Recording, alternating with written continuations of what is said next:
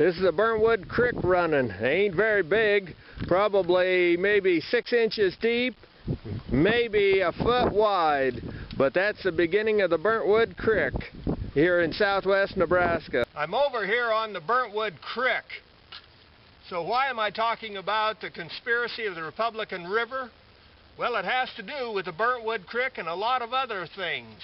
Because you see, we signed an agreement in the 1940s with Kansas, and they were to get just so much of the Republican River.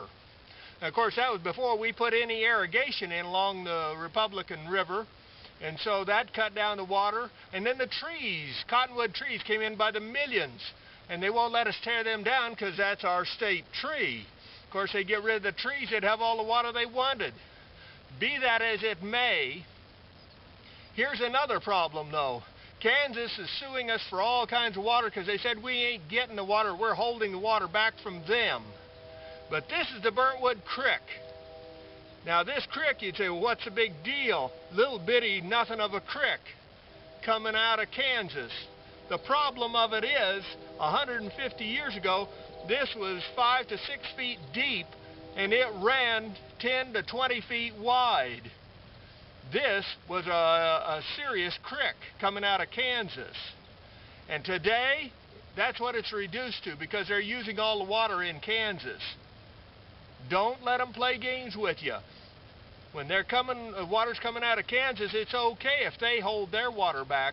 But if we lose a little bit of water, especially through the drought years, and they demand and sue us for millions and millions of dollars.